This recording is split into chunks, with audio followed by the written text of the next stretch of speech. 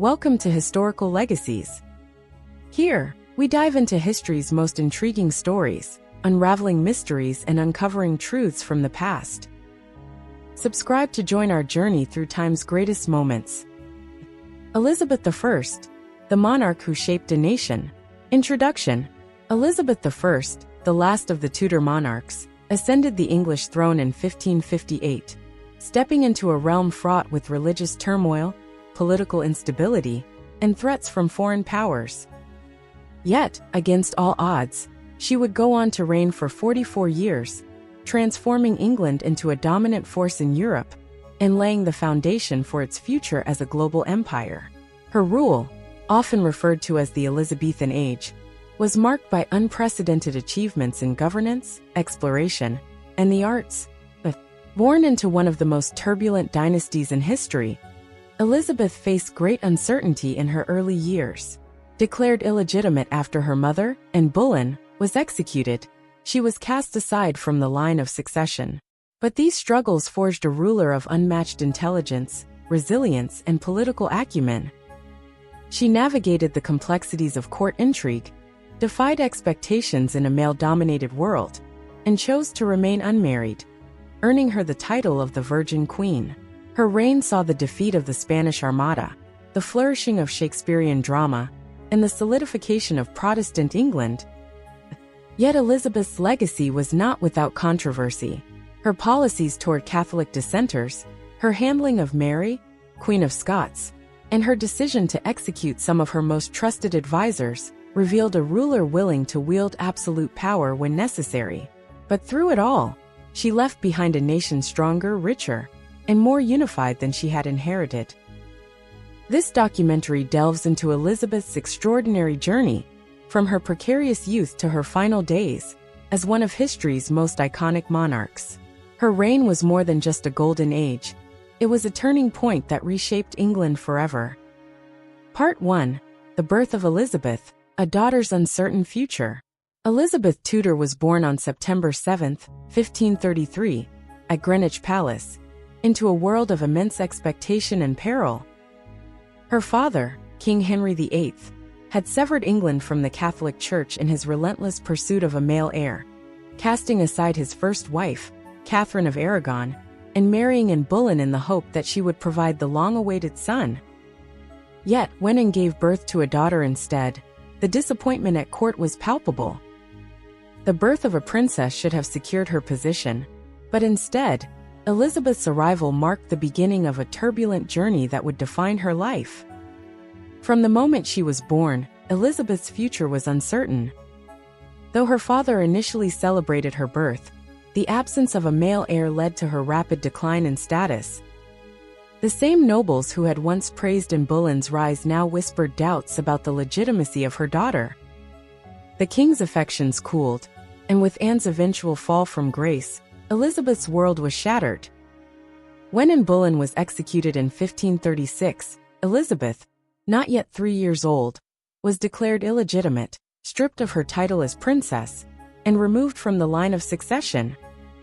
Her status, once secure, was now in question, leaving her to navigate a childhood shaped by uncertainty. Despite her diminished position, Elizabeth's intelligence was undeniable. She was placed under the care of trusted guardians and received an education unlike any other. Under the guidance of scholars like Roger Ascham, she mastered multiple languages, including Latin, Greek, French, and Italian. She immersed herself in philosophy, history, and theology, developing a keen mind that would later serve her well in the treacherous world of politics. Unlike other noblewomen of her time, who were often relegated to domestic roles, Elizabeth was prepared to think, reason, and lead. Yet, even with her intellectual gifts, she remained politically vulnerable. Her father's many marriages further complicated her standing. Each new queen altered Elizabeth's fate, at times restoring her legitimacy, and at others diminishing her again. When Henry VIII married Jane Seymour, she bore him the long-desired son, Edward, who immediately took precedence over both Elizabeth and her older half-sister, Mary. Though Elizabeth was allowed back at court, she was always at the mercy of shifting political tides. She learned early that survival required adaptability, patience, and discretion. She observed the dangers of court life, where favor was fleeting and power often led to downfall. The death of Henry VIII in 1547 once again changed Elizabeth's course. Her younger half-brother Edward VI ascended the throne, and though Elizabeth was still legally excluded from succession, she remained a figure of quiet significance. Under Edward's Protestant rule, she enjoyed a period of relative stability, though she remained ever watchful of the tensions brewing around her. Her sister Mary, a staunch Catholic, saw Elizabeth as both a political rival and a threat to religious unity. As the tides of power shifted once more, Elizabeth's position would soon be tested in ways that would shape her into the formidable queen she was destined to become. With the kingdom still divided and her own future hanging in the balance, Elizabeth moved cautiously, honing the skills she would need for the struggles ahead. She had already witnessed the destruction of those who had overreached. Her mother's downfall had taught her the cost of ambition without security. Yet through it all, she endured, strengthening her mind and character in preparation for whatever lay ahead. Little did England know that the girl once cast aside would one day rule as one of its greatest monarchs, forging a legacy that would endure for centuries. Part 2: Turbulent Childhood, From Princess to Political Outcast. With the death of Henry VIII in 1547, England entered a new era of uncertainty, and Elizabeth found herself once again navigating the dangerous currents of court politics. Though she had been restored to the line of succession late in her father's life, her position remained fragile as her younger half-brother, Edward VI, ascended the throne. His reign, dominated by Protestant reformers, should have offered Elizabeth a measure of security, yet she remained cautious, avoiding entanglements in the religious and political conflicts that surrounded him.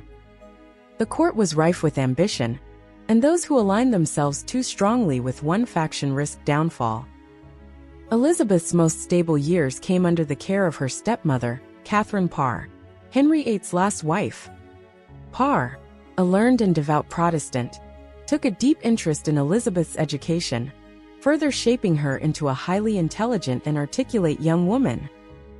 She encouraged Elizabeth's studies in languages, philosophy, and theology, ensuring she was well-versed in statecraft and the shifting landscape of England's religious affairs. Yet even in the safety of Parr's household, danger lurked. After Henry's death, Catherine married Thomas Seymour, the ambitious and reckless brother of Edward Seymour, the Lord Protector. His inappropriate attention toward Elizabeth put her in a precarious position, forcing her to leave the household under a cloud of scandal. As Edward VI's health deteriorated, the fight for succession intensified. Fearing a Catholic restoration, Edward's advisors attempted to alter the line of inheritance, bypassing both Mary and Elizabeth in favor of Lady Jane Grey, a Protestant cousin. The plot failed, and when Edward died in 1553, Mary Tudor, Henry VIII's eldest daughter, seized the throne. A staunch Catholic, she swiftly reversed the Protestant policies of her younger brother and viewed Elizabeth with deep suspicion, seeing her as both a religious and political threat.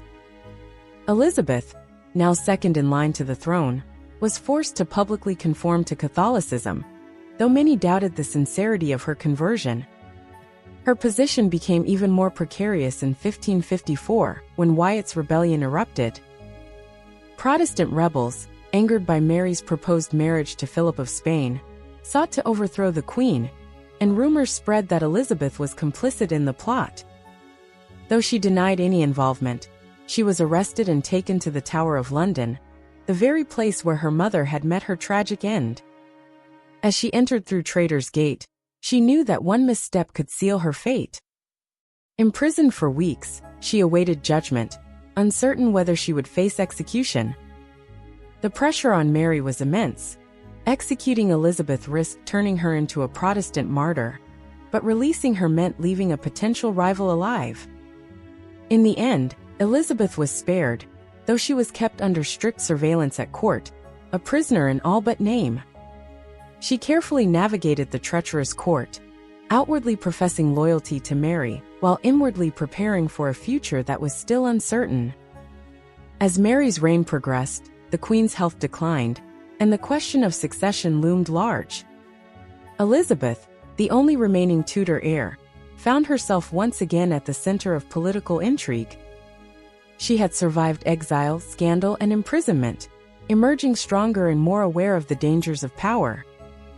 But as Mary's grip on the throne weakened, Elizabeth's time was drawing near. Soon, she would face the greatest challenge of all, taking the crown and securing her place in history. Part 3. The Reign of Mary I, Imprisonment and Survival. With Mary I's ascension in 1553, England was thrown into religious and political turmoil. Determined to restore Catholicism, Mary repealed Edward VI's Protestant reforms, ordering the return of papal authority and punishing those who resisted. Churches were stripped of their Protestant influences, and heresy trials began, leading to the execution of hundreds of Protestants, earning her the ominous title of Bloody Mary. Elizabeth, as the daughter of Anne Boleyn and the embodiment of the Protestant cause, was in immediate danger. Though she outwardly conformed to Catholicism, attending Mass and publicly declaring loyalty to Mary, her true beliefs remained unchanged. She walked a treacherous path, knowing that one misstep could lead her to the scaffold. Mary's decision to marry Philip of Spain, a powerful Catholic ruler, further deepened unrest in England. Many saw this as an attempt to place England under Spanish control, and resentment spread throughout the kingdom. With Mary growing increasingly unpopular, Elizabeth became the reluctant symbol of resistance, a Protestant alternative to a queen many had come to despise. This only fueled Mary's suspicion. She and her advisors, particularly Bishop Stephen Gardiner, viewed Elizabeth as a threat that needed to be eliminated. Any sign of disloyalty could be used as justification for her execution. Elizabeth's greatest trial came in 1554, when Wyatt's rebellion erupted. Led by Sir Thomas Wyatt, a Protestant nobleman, the rebellion aimed to depose Mary and place Elizabeth on the throne. Though Elizabeth had no direct involvement, the uprising provided Mary with the perfect excuse to remove her half-sister.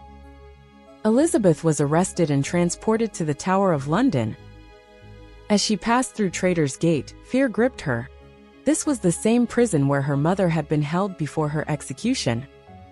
She knew that once inside, many never emerged alive. For weeks, Elizabeth was interrogated, her every word scrutinized for evidence of treason. She wrote desperate letters to Mary, pleading her innocence and denying any knowledge of the rebellion. Yet her fate remained uncertain. Many within Mary's council urged the Queen to sign the death warrant, believing that as long as Elizabeth lived, the Protestant cause would never die. But Mary hesitated. Elizabeth's execution could spark further unrest, and Philip of Spain, now Mary's husband, recognized that eliminating her might weaken Spain's influence in England. In the end, Elizabeth was spared but remained under strict surveillance. She was removed from the Tower and sent to Woodstock, where she lived under house arrest, watched by guards and spies at every moment. Despite the isolation, Elizabeth remained cautious and patient. She knew that defiance would only lead to her downfall, so she played the role of a loyal subject, keeping her true intentions hidden. Meanwhile, Mary's position grew weaker. The Queen, desperate for an heir, believed herself to be pregnant, but as months passed, it became clear that she was not carrying a child. Her health deteriorated, and with no offspring to secure the Catholic succession, all eyes turned to Elizabeth. Philip, recognizing that Elizabeth was the likely heir, began shifting his stance, favoring her ascension over the risk of Protestant rebellion. As Mary's reign neared its end, Elizabeth's survival seemed all but assured. The very forces that had once sought her destruction now began to accept her as England's inevitable future. She had endured imprisonment, suspicion, and exile, but through silence and careful maneuvering, she had outlasted the storm. The moment she had been waiting for was drawing closer. Soon, England would once again have a queen named Elizabeth. Part 4. Ascending the Throne. The Challenge of a Divided England. The death of Mary I in November 1558 marked the beginning of a new chapter in England's history. The nation, battered by religious strife, economic hardship, and political uncertainty, now looked to the 25-year-old Elizabeth as its ruler. But her ascension to the throne was far from smooth. She inherited a divided country, one where tensions between Catholics and Protestants had reached dangerous levels, and foreign powers closely watched every move she made. Elizabeth's coronation took place on January 15, 1559, in Westminster Abbey. She carefully crafted the event to emphasize her legitimacy, wearing golden robes and processing through London in a spectacle designed to reassure her people. The public cheered, but beneath the celebrations lay deep fractures that threatened her reign. Many Catholics still saw her as illegitimate, believing Mary, Queen of Scots, was the rightful heir. France, aligned with the Scottish Queen, posed an external threat, while Spain, once England's ally, remained cautious about how Elizabeth would rule. Beyond religious division, England was financially drained. Mary I's failed war with France had left the treasury empty, and Calais, the last English possession in France, had been lost, dealing a heavy blow to national pride. Trade was struggling, poverty was widespread, and inflation was rising. Elizabeth faced pressure to restore economic stability while ensuring England remained secure against foreign aggression. The political landscape was equally complex. Elizabeth had learned from her father, Henry VIII, and her grandfather, Henry VII, that securing the throne required intelligence, caution, and control. Unlike Mary I, who ruled with heavy Spanish influence, Elizabeth knew she had to carefully choose her advisors and navigate court politics skillfully. Her most trusted counselor, William Cecil, was appointed principal secretary, and his guidance would prove invaluable in the years to come. One of Elizabeth's first major challenges was defining her religious stance. The Protestant cause had suffered under Mary I, and now England needed a new direction. Elizabeth, though raised Protestant, understood the dangers of radical change. She deliberately moved cautiously, avoiding immediate confrontations with Catholic leaders while preparing a long-term religious settlement. This would later become one of the defining achievements of her reign, but at the time, the wrong move could have led to rebellion or foreign invasion. Beyond politics and religion, Elizabeth also faced pressure to marry. A queen ruling alone was almost unheard of, and both her advisors and foreign leaders expected her to take a husband. Marriage alliances were key to diplomacy, and Elizabeth was courted by Philip II of Spain, the Archduke of Austria, and even French royalty. Yet she hesitated, aware that choosing the wrong consort could divide the nation further. Despite these overwhelming challenges, Elizabeth displayed remarkable intelligence and political skill. She projected strength, reassured her people through speeches and pageantry, and avoided drastic decisions that could destabilize her rule. Though the path ahead was uncertain, her shrewd leadership in these early days ensured she would not be a mere figurehead, but a ruler in her own right. As her reign took shape, one of her most pressing tasks was establishing religious stability. The time had come for Elizabeth to set the foundation of the Church of England, a move that would define not just her reign, but the very future of the nation. Part 5. The Religious Settlement, Defining the Church of England. Elizabeth ascended the throne to find a kingdom deeply fractured by religion. Protestant exiles who had fled under Mary I's Catholic rule returned, expecting a complete Protestant transformation. Meanwhile, many Catholics remained loyal to Rome, hoping Elizabeth would preserve their faith.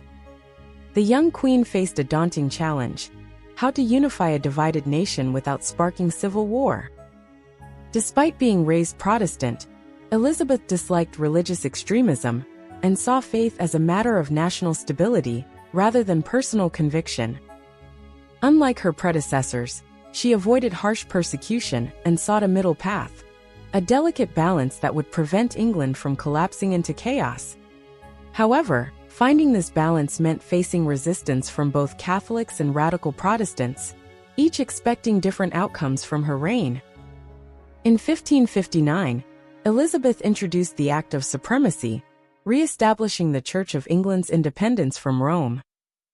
Unlike her father, Henry VIII, who declared himself supreme head of the Church, Elizabeth took the softer title of Supreme Governor, a calculated decision to reduce Catholic opposition while maintaining royal authority. This act confirmed that religious power rested with the monarch, not the Pope. However, this alone would not be enough to control the rising tensions. To enforce religious unity, Elizabeth also passed the Act of Uniformity, requiring every English church to use the Book of Common Prayer. Attendance at Protestant services became mandatory, but Elizabeth, ever the pragmatist, allowed some Catholic customs to persist, such as vestments and certain church decorations. These small concessions pacified moderate Catholics while keeping Protestant reformers from demanding further change. However, neither side was truly satisfied. Many Catholics refused to acknowledge Elizabeth's authority over religion, continuing to conduct secret Catholic masses in defiance of the law. Foreign powers, especially Spain and the papacy, viewed Elizabeth's religious policies as heretical, increasing tensions that would later explode into plots against her life.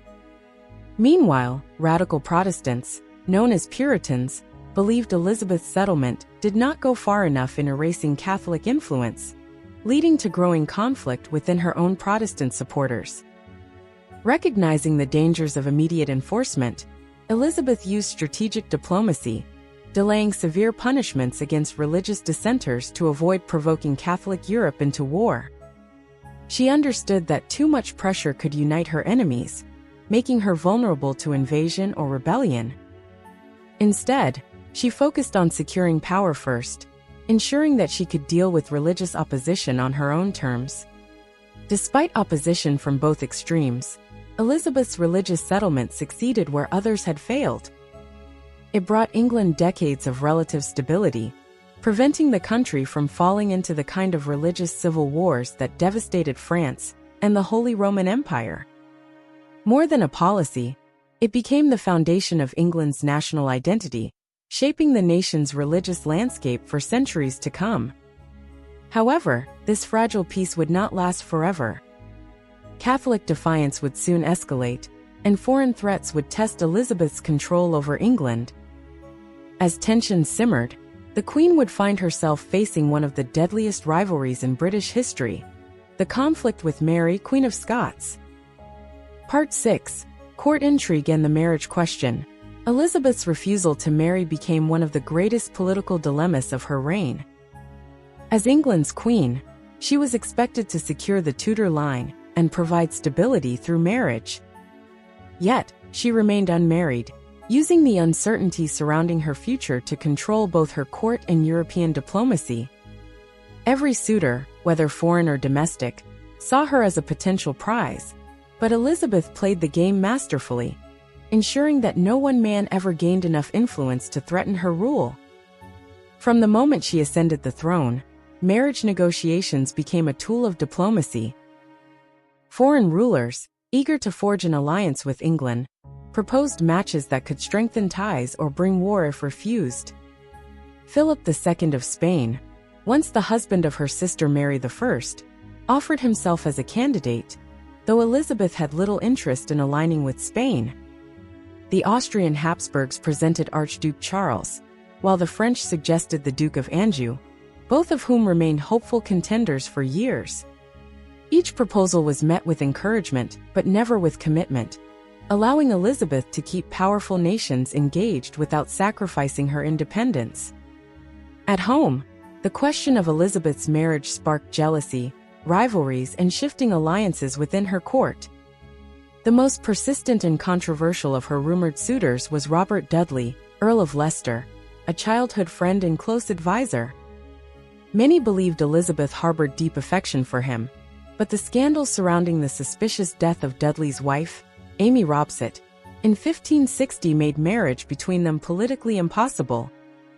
Yet, Dudley remained a favored courtier, causing tension among the nobility, as his influence over the queen sparked resentment and political maneuvering. Despite her personal reluctance, Elizabeth faced relentless pressure from her advisors and Parliament to marry. England needed an heir, and without one, the throne could fall into uncertainty after her death. Many feared a repeat of the Wars of the Roses, when rival claims to the throne plunged England into civil war. Parliament repeatedly urged Elizabeth to make a decision, warning of a dangerous succession crisis if she did not name an heir. Yet, Elizabeth refused to be forced into a marriage for political convenience.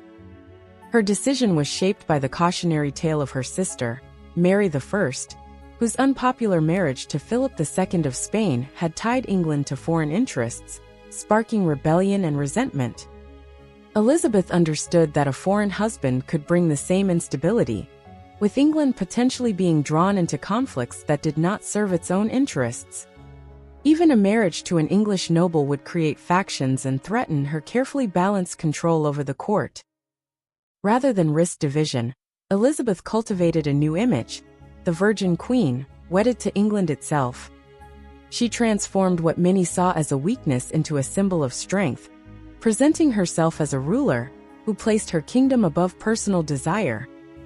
This persona elevated her authority, making her not just a monarch, but a near-mythical figure who stood above the ambitions of men. However, the consequences of remaining unmarried extended beyond personal control. As Elizabeth aged, the issue of succession became even more pressing. Meanwhile, across the border, Mary, Queen of Scots, had given birth to a son, James, strengthening her claim to England's throne. This intensified the rivalry between the two queens, making Mary not just a political adversary, but a direct threat to Elizabeth's rule. The battle for dominance between these two powerful women was about to reach a deadly turning point. As religious tensions escalated and plots against Elizabeth increased, she would be forced to make one of the most difficult and controversial decisions of her reign. Part 7. Elizabeth and Mary, Queen of Scots, a deadly rivalry. Elizabeth and Mary, Queen of Scots, were bound by blood but divided by fate. While Elizabeth ruled England with calculated caution, Mary's life was marked by scandal, ambition, and miscalculation. As cousins, they should have been allies, but instead, they became bitter rivals, two queens representing opposing forces in England and Scotland. Their rivalry was not just personal but political, fueled by religion, power, and the fate of a kingdom. Mary's claim to the English throne was undeniable in the eyes of many. As a direct descendant of Henry VII, she had Tudor blood and was seen by Catholics as the rightful heir, especially since some considered Elizabeth illegitimate due to her mother and Boleyn's controversial marriage to Henry VIII. This alone made her a threat, but Mary was also a devout Catholic, a beacon of hope for those who longed to see England return to Rome. While Elizabeth carefully navigated the dangers of ruling as a Protestant queen, Mary's rule in Scotland descended into chaos. Her marriage to Lord Darnley turned disastrous, ending in his brutal murder in 1567, a crime that many suspected she was involved in. Soon after, she wed the man accused of orchestrating the murder, the Earl of Bothwell, shocking the Scottish nobility and turning her own subjects against her. Forced to abdicate, she fled Scotland in 1568, seeking refuge in England. Elizabeth now faced a dilemma. Mary was a fellow queen and a cousin, but also a dangerous rival with a strong claim to the throne. Allowing her freedom could invite rebellion, yet keeping her captive would make England a target for Catholic plots. In the end, Elizabeth chose imprisonment, holding Mary under house arrest in various castles across England. What was meant to be a temporary measure became an 18-year captivity, with Mary becoming a symbol for Catholic resistance. Mary's presence in England soon became a magnet for conspiracy. Catholic factions, both within England and abroad, saw her as their best chance to overthrow Elizabeth. The Ridolfi plot of 1571 was the first major attempt, aiming to assassinate Elizabeth and replace her with Mary, with the backing of Spain and the Pope. Though the plot failed, it confirmed Elizabeth's worst fears. Mary, whether willingly or not, was a catalyst for treason. Despite mounting evidence of her involvement in such schemes, Elizabeth hesitated to take extreme measures. To execute a fellow queen was an unprecedented act, one that could justify rebellion and threaten her own position. But by 1586, Elizabeth's patience had worn thin. The Babington plot, a plan to assassinate Elizabeth and place Mary on the throne, was uncovered. This time, Mary was directly implicated. Her letters to the conspirators were intercepted, proving her involvement. The discovery sealed Mary's fate. Elizabeth agonized over the decision, aware that signing the death warrant of an anointed queen could set a dangerous precedent. Yet the threat was too great to ignore.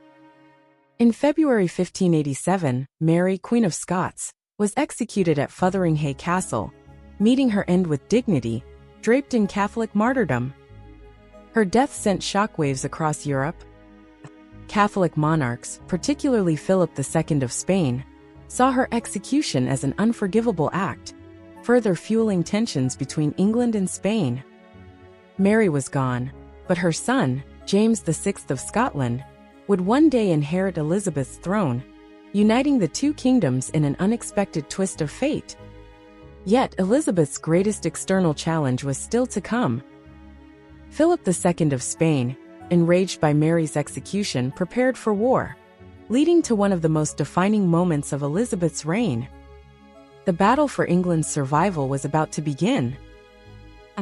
Part 8. The Rise of English Sea Power and the Privateers.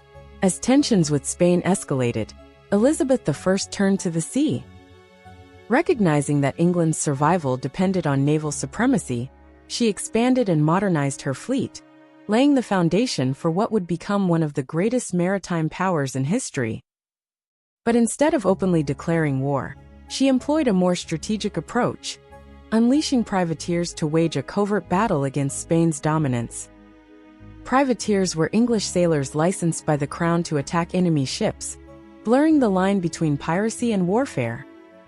Chief among them was Sir Francis Drake, a daring and skilled navigator who would become Spain's greatest maritime nightmare. With Elizabeth's covert approval, Drake and others raided Spanish treasure ships, plundering vast riches meant for the Spanish crown. These raids struck at the heart of Spain's global empire, siphoning wealth from the Americas and weakening Spain's ability to finance war against England. Drake's exploits were legendary. Between 1577 and 1580, he completed a historic circumnavigation of the globe, plundering Spanish outposts along the way, and returning to England with an enormous haul of gold and silver. Elizabeth, recognizing the economic and strategic benefits, knighted him aboard his ship, the Golden Hind, a bold act that infuriated Philip II of Spain. But Drake was far from finished. Spain's fury only grew as English interference in the Spanish-controlled Netherlands intensified. Elizabeth secretly funded Dutch rebels fighting against Spanish rule, seeing their struggle as a way to weaken Spain without committing English troops directly. This proxy conflict escalated tensions further, making open war seem inevitable. In 1587, with whispers of a Spanish invasion growing louder, Elizabeth ordered Drake to strike a preemptive blow. Leading an audacious raid on the Spanish port of Cadiz, he destroyed dozens of warships preparing for an invasion, delaying Spain's plans and buying England precious time.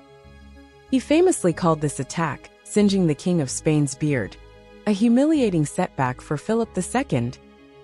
England's rising naval power was not built solely on privateering. Elizabeth's advisors, including Sir John Hawkins, reformed the Navy, developing sleeker, faster, and more maneuverable warships. These new vessels, combined with England's superior naval tactics, would prove decisive in the battles to come. Beyond military strength, the privateering campaigns had a profound economic impact.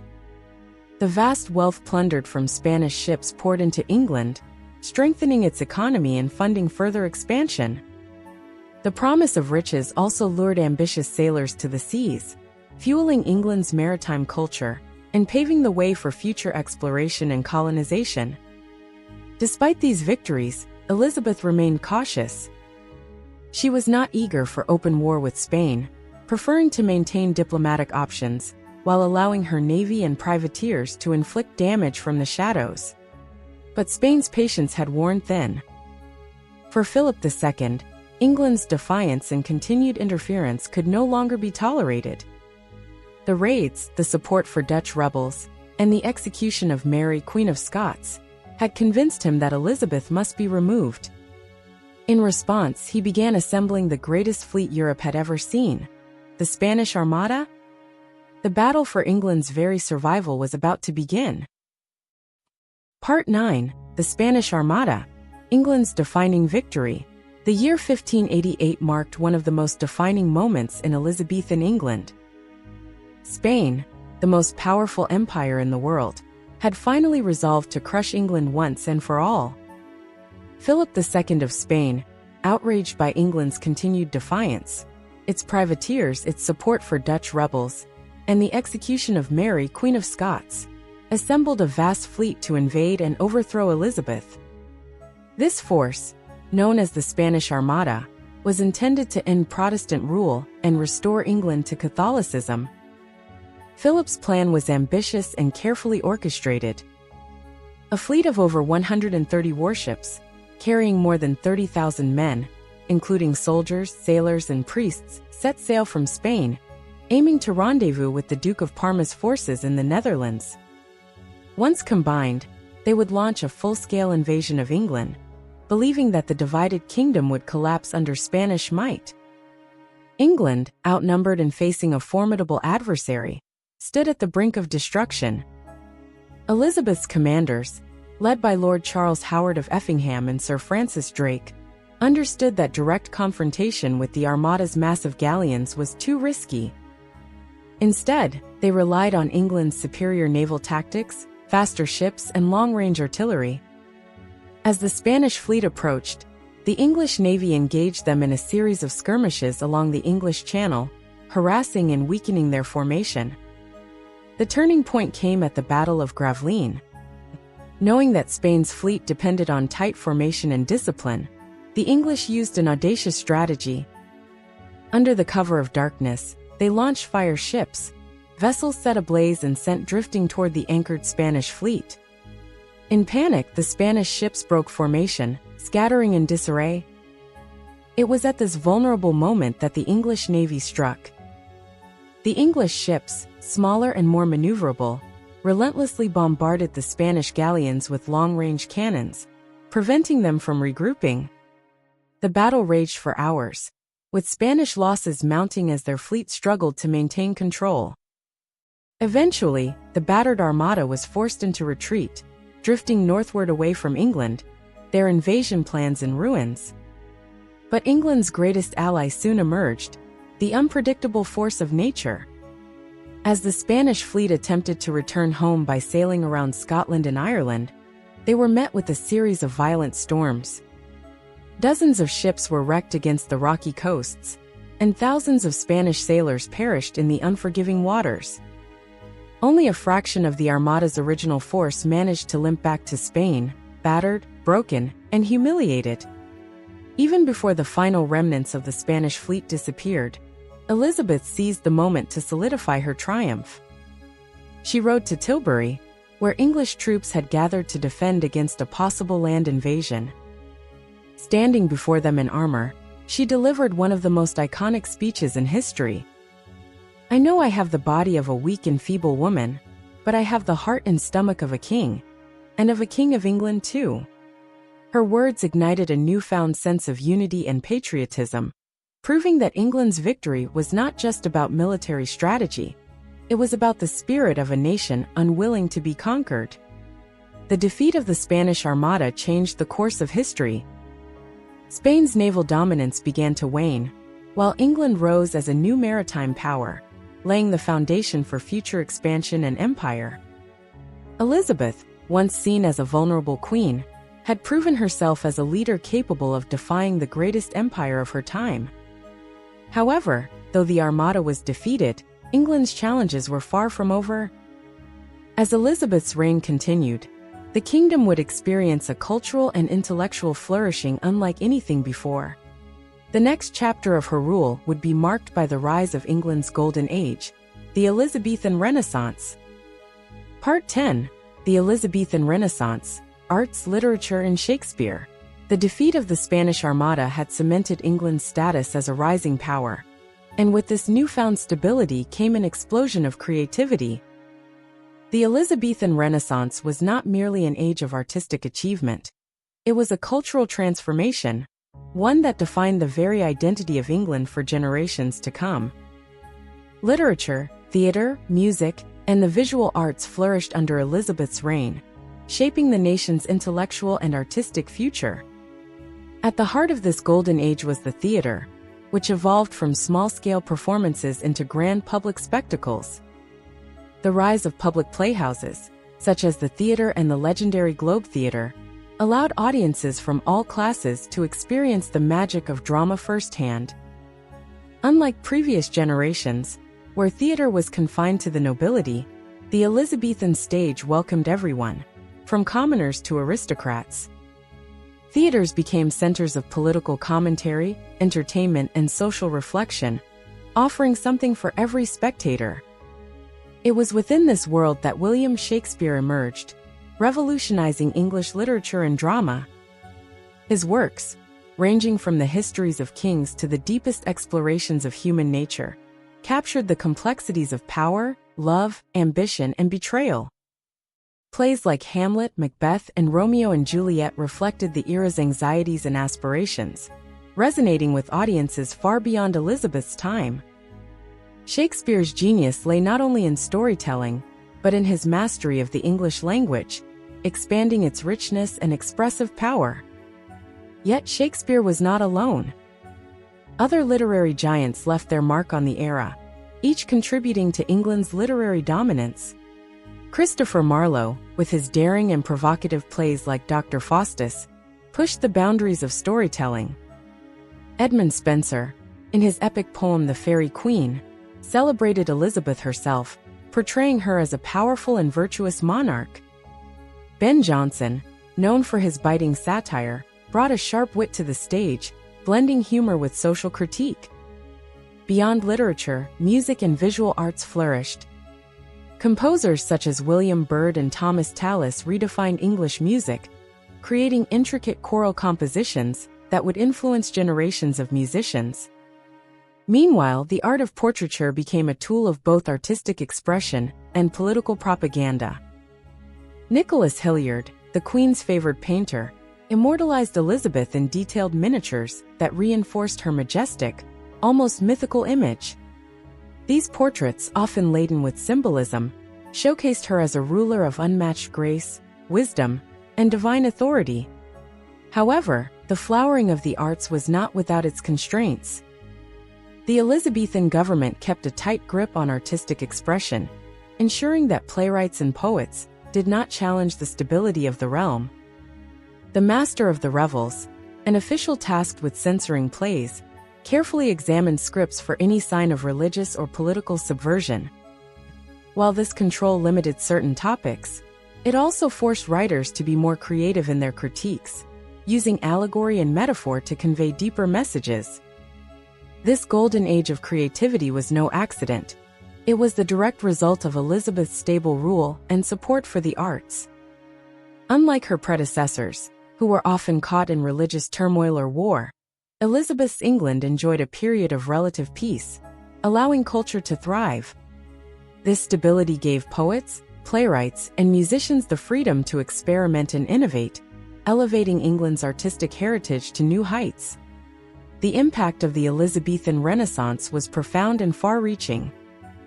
It laid the foundation for England's continued dominance in literature, theatre, and the arts, influencing later generations through the Jacobean era and beyond.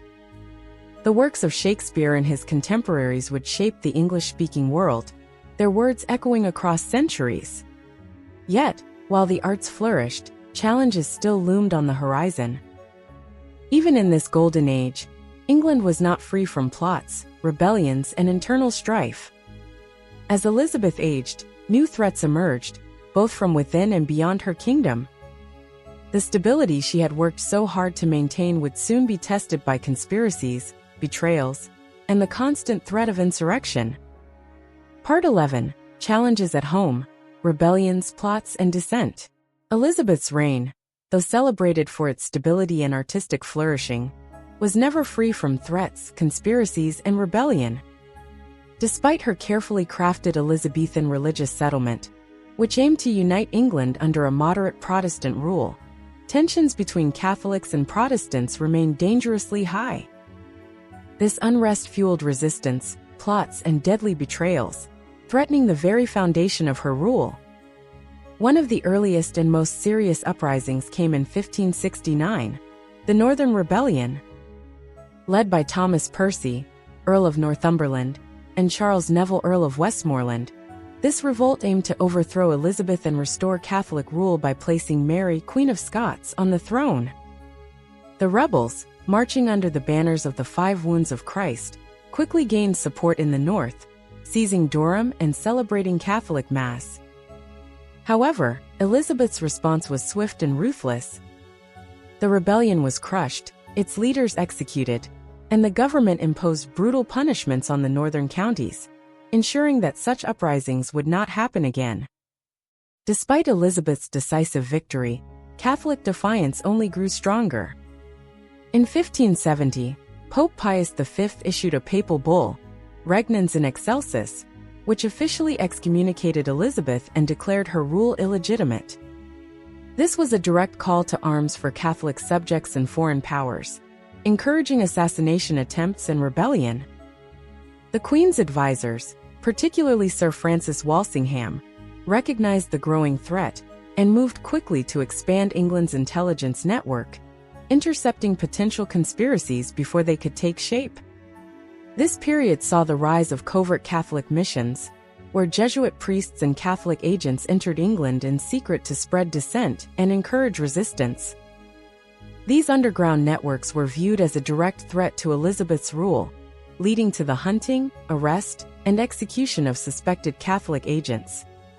England became a state of intense surveillance, with spies planted in noble households and strict penalties for harboring Catholics. The Ridolfi plot of 1571 was one of the first major conspiracies to assassinate Elizabeth. Organized by Roberto Ridolfi, an Italian banker, the plot aimed to kill Elizabeth and place Mary, Queen of Scots, on the throne with the help of Spain. The plan failed, but it exposed the serious risk of foreign-backed Catholic plots, leading to increased restrictions on Mary and greater suspicion of England's Catholic nobility. More plots emerged throughout the 1580s, each more dangerous than the last. The Throckmorton plot, 1583, involved a plan to invade England with Spanish troops and install Mary as queen, but Walsingham's spy network uncovered the scheme before it could be executed. The Babington plot, 1586, was the final, most damning conspiracy. Sir Anthony Babington and his co-conspirators communicated with Mary in secret, plotting Elizabeth's assassination. This discovery sealed Mary's fate, leading to her execution in 1587, a decision that Elizabeth hesitated over but ultimately deemed necessary for England's security. As Catholic threats loomed, internal conflicts within Elizabeth's own court also intensified. One of the most dramatic betrayals came from Robert Devereux, the Earl of Essex, a former favorite of the Queen. His ambition and frustration with Elizabeth's rule drove him to rebellion in 1601, leading an armed uprising in London in a failed attempt to seize power. The rebellion was short-lived, with Essex arrested and executed for treason, marking one of the most painful betrayals of Elizabeth's later years. Even as Elizabeth aged, conspiracies, factional rivalries, and internal dissent did not subside. The Queen's increasing reliance on her intelligence network showed the deep paranoia that had settled over her court, a reminder that even in an era of triumph, her rule was never truly secure. These struggles highlighted the darker side of Elizabeth's reign, where survival demanded relentless vigilance, swift action, and ruthless decisions. But as England braced itself for the challenges ahead, one question loomed large. What would happen when the Virgin Queen was no longer there to protect her realm? Part 12, Glory and Hardship, the aging queen's struggles. As Elizabeth entered the final years of her reign, the weight of decades of rule began to take its toll. Though she had steered England through war, religious strife, and political conspiracies, the burdens of leadership became increasingly heavy. Once the radiant and commanding queen, Elizabeth now faced the painful reality of an aging monarch, one who had outlived many of her closest advisors, watched once loyal subjects betray her, and struggled to maintain her firm grip on power. Despite these hardships, Elizabeth still embodied the spirit of her golden age. Her court remained a center of culture and learning, and England continued to thrive as a dominant maritime power. However, the stability she had fought so hard to secure was beginning to unravel. The death of William Cecil Lord Burleigh in 1598 left an irreplaceable void in her government. As her most trusted advisor, he had been the backbone of her administration for 4 decades. Though his son Robert Cecil took his place, the Queen's inner circle was now composed of men she did not trust as deeply. Tensions also increased within her court, especially with the rising ambition of Robert Devereux, the Earl of Essex. Once a favored noble and a daring military commander, Essex's rash behavior and political missteps led to his downfall.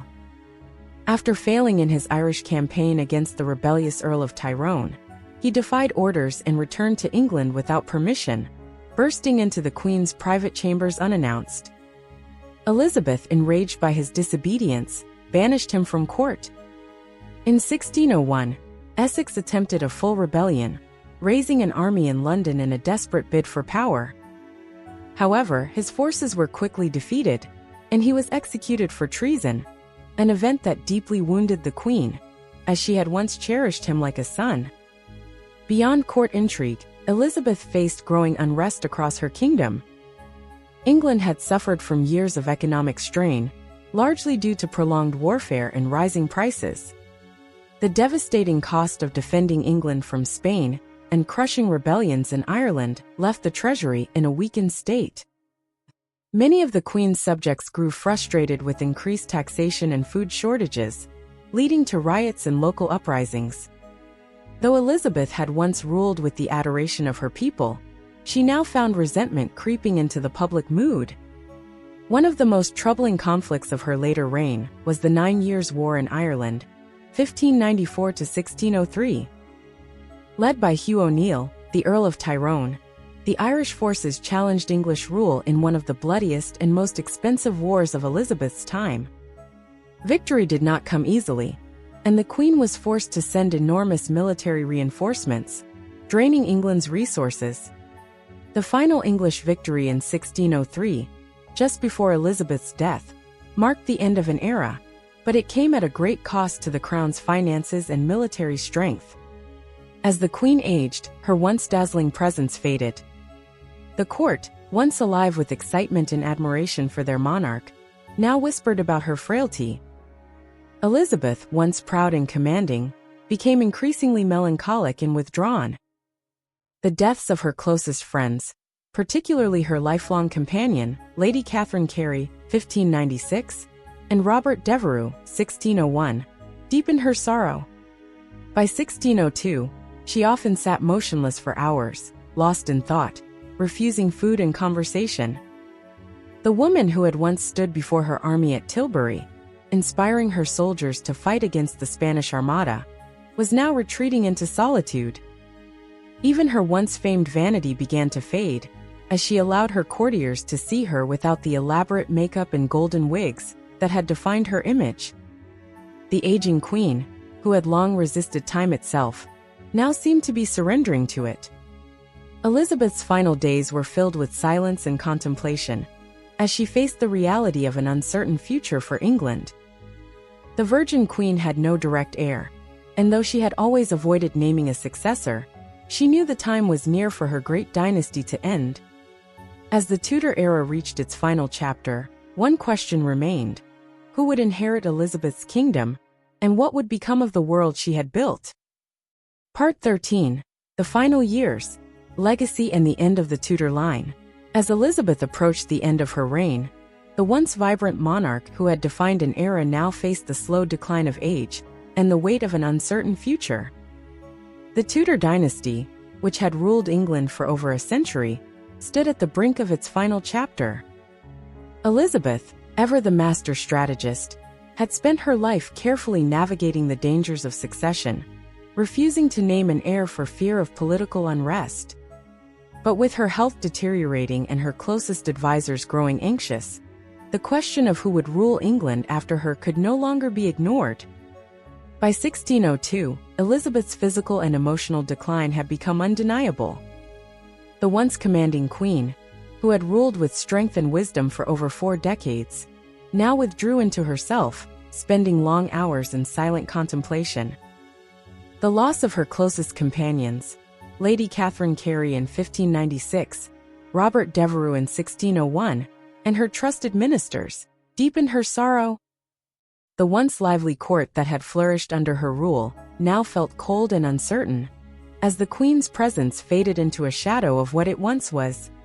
Despite her declining state, Elizabeth remained fiercely independent. She refused medical intervention, distrusted physicians, and rejected any notion that she was near death. But as the months passed, her body weakened, and she began to spend more time seated on cushions, unwilling to lie down. A superstition, some believed, that if she did, she would never rise again. The grandeur of her court now seemed distant, replaced by hushed whispers of what would happen once the Virgin Queen was no more. With no direct heir, the question of succession loomed larger than ever. Though Elizabeth had long resisted naming a successor, her advisors, particularly Robert Cecil, had secretly prepared for a peaceful transition to James VI of Scotland, the son of her former rival, Mary, Queen of Scots. James had strong Tudor lineage through his mother, and had long positioned himself as the most legitimate candidate for the English throne. Though Elizabeth had executed his mother, James remained politically astute, maintaining careful diplomacy with the English court. As the days passed, it became evident to all that England would soon witness the end of the Tudor era. On March 24, 1603, Elizabeth passed away at Richmond Palace, surrounded by a handful of trusted courtiers. After 44 years on the throne, the longest reign of any Tudor monarch, the queen who had once declared herself married to England was gone. Her death was met with both mourning and relief, as England had been without a clear heir for too long. Though Elizabeth had never officially declared James as her successor, her ministers ensured that the transition happened smoothly. With the proclamation of James I as King of England, the Tudor dynasty came to an end, and the Stuart era began. Elizabeth's death marked the end of an age, the age of Shakespeare, the defeat of the Spanish Armada, the rise of England's naval power, and the flourishing of the English Renaissance. She had transformed England from a fractured, uncertain realm into a powerful kingdom poised to shape the future of Europe and the world. Even in death, her legacy remained firmly imprinted on the very fabric of England. Her funeral, held on April 28, 1603, was a grand yet solemn affair. As her coffin was carried through the streets of London to Westminster Abbey, thousands lined the roads to pay their respects. The Virgin Queen, who had ruled with wisdom, wit, and unwavering determination, was laid to rest among the kings and queens of England, her place in history forever secured. Yet though her reign had ended, Elizabeth's influence would endure far beyond her lifetime. The policies she enacted, the stability she provided, and the culture she inspired would shape England for generations to come. Her name became synonymous with an era of strength, resilience, and grandeur. Even after her passing, she remained a towering figure in English history, a queen who had defied expectations, ruled alone, and forever altered the course of a nation. As England moved forward under the rule of James I, the world that Elizabeth had carefully built entered a new phase, one where her influence could still be felt, even as the crown rested upon another's head. Part 14, The Transition to the Stuarts, a new era begins. With Elizabeth I's passing in March 1603, England stood on the precipice of a new era. The Tudor dynasty, which had shaped the nation for over a century, had come to an end. In its place, the Stuart dynasty, led by James VI of Scotland, was poised to take the English throne. Though carefully orchestrated by Elizabeth's ministers, the transition from Tudor to Stuart rule carried profound implications for England's future. As news of Elizabeth's death spread, the wheels of succession moved swiftly. Robert Cecil, the Queen's chief minister, had spent years preparing for this moment, ensuring a peaceful transition to James VI of Scotland. Despite past tensions between England and Scotland, James had long been recognized as Elizabeth's most logical successor due to his Tudor lineage through his mother, Mary, Queen of Scots. Though Elizabeth had never formally acknowledged James as her heir, Cecil's careful maneuvering ensured that his accession was swift and uncontested. On March 24, 1603, the same day of Elizabeth's death, James VI was proclaimed James I of England. It was the first time England and Scotland were united under a single monarch, marking the beginning of the Stuart dynasty and the eventual formation of Great Britain. But despite his smooth ascension, James faced significant challenges in securing his new kingdom. James embarked on his journey southward from Edinburgh to London, greeted by curious nobles and commoners alike. Many had never seen the new king, and his rule, so different from Elizabeth's, sparked both hope and apprehension. Elizabeth had been a formidable and strategic leader, reigning for over 4 decades without a husband or an heir of her own blood. James, by contrast, was a foreign ruler to many in England, one who brought his own court customs and ideas of kingship. His arrival in London in May 1603 was marked by both celebration and uncertainty. Unlike Elizabeth, who had ruled with caution and political acumen, James believed in the divine right of kings, the idea that monarchs were chosen by God and owed their power to no earthly authority. This ideology would create friction with Parliament and the English nobility, setting the stage for conflicts that would unfold long after his reign had begun.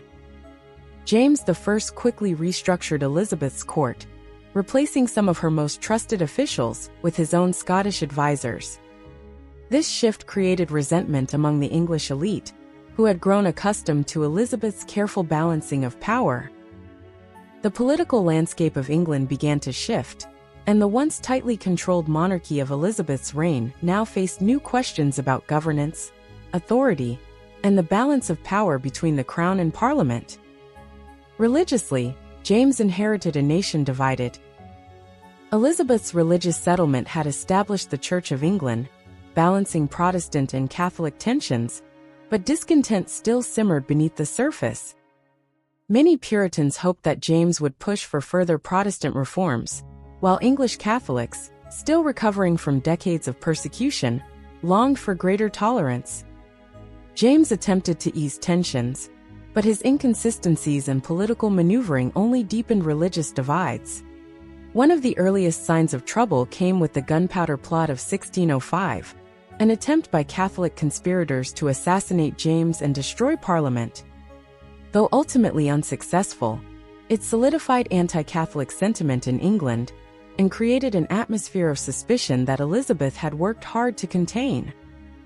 The stability of Elizabeth's reign was now giving way to new uncertainties under James's rule. Culturally, England was also undergoing change. While Elizabeth had presided over a golden age of literature, theater, and exploration, James had a different approach to patronage. He supported the arts, commissioning new works from playwrights like William Shakespeare, but his court was less disciplined and far more extravagant than Elizabeth's had ever been. His spending habits and reliance on favorites, such as the Duke of Buckingham, caused tensions with Parliament, further weakening the monarchy's influence. Though James was a skilled diplomat, his attempts to unify England and Scotland under a single government were met with resistance.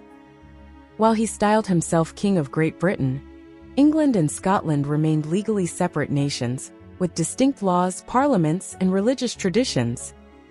The full union of the two kingdoms would not come until a century later, but James's vision planted the seeds for a future Britain. As England moved into the Stuart era, The country that Elizabeth had so carefully built and preserved was now in new hands. Though James's rule would bring its own challenges and triumphs, it was undeniable that the world he inherited had been shaped by Elizabeth's legacy. Her policies, her religious settlement, her naval victories, and her cultural influence continued to resonate long after her passing.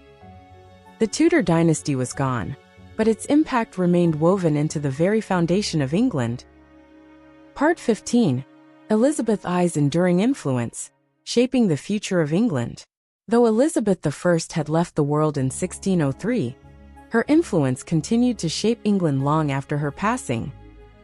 More than just a ruler, she had defined an era, forging a nation that would endure centuries of change, expansion, and political evolution. Her leadership had transformed England from a fragile kingdom, torn by religious strife, into a formidable European power, leaving an indelible mark on its politics, culture, and global standing. One of Elizabeth's most profound contributions was her ability to stabilize the religious conflicts that had plagued England for decades. The Elizabethan religious settlement, which established the Church of England as the country's official faith, while allowing some degree of religious tolerance, laid the foundation for England's future Protestant identity. Her approach ensured that England would not succumb to sectarian violence, even as religious tensions simmered throughout Europe. This settlement remained a cornerstone of English governance, influencing centuries of religious and political policy. Elizabeth's reign also marked a turning point in England's naval supremacy.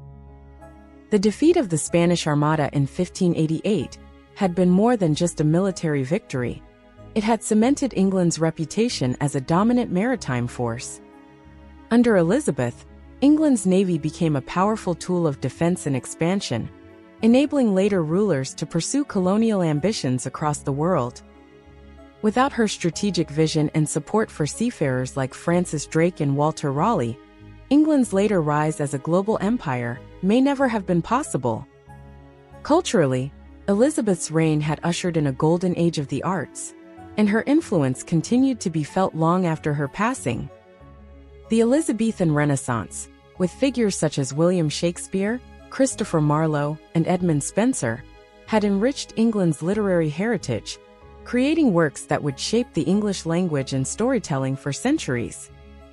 The theatrical traditions, poetic expressions, and intellectual debates that flourished under her rule became permanent fixtures of English culture, influencing generations of writers and artists.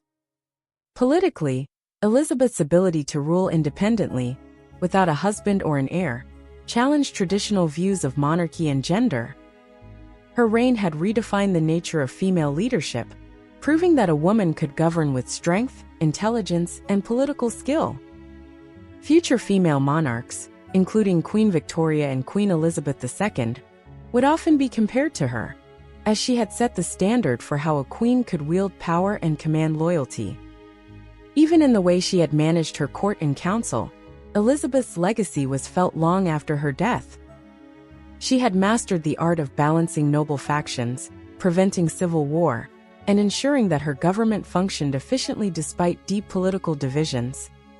Her tactics of using patronage, calculated diplomacy, and strategic decision-making became a model for future rulers, including her successor, James I, who inherited a kingdom far stronger and more united than it had been at the start of Elizabeth's reign. Her impact was also evident in the political philosophy of England. Elizabeth's pragmatic governance, which emphasized compromise, national unity, and measured authority, would serve as an early blueprint for constitutional monarchy. Over the next century, England would experience conflicts between monarchy and parliament, but the precedent set by Elizabeth's reign, of a monarch who worked with advisors and the state rather than ruling by divine right alone, would play a role in shaping the future balance of power in England. Even beyond England, Elizabeth's influence extended to the wider world. The age of exploration that had flourished under her patronage laid the groundwork for England's later expansion into the Americas and beyond.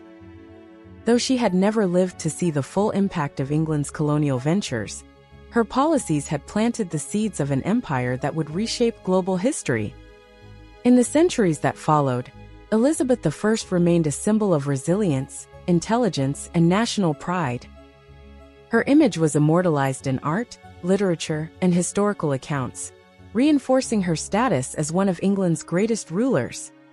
No other monarch had so fully embraced the spirit of their age, and no other had so successfully defined their nation's identity in the way that Elizabeth had.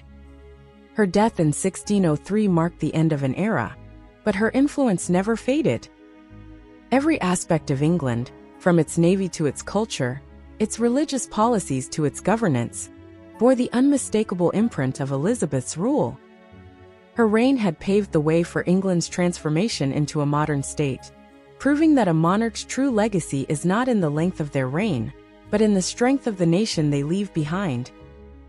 The Virgin Queen's legacy was, in the end, not just about the past but about the future she had shaped. Thanks for tuning in to Historical Legacies. If you enjoyed this dive into history, please like, subscribe, and share. Join us next time for more fascinating stories from the past.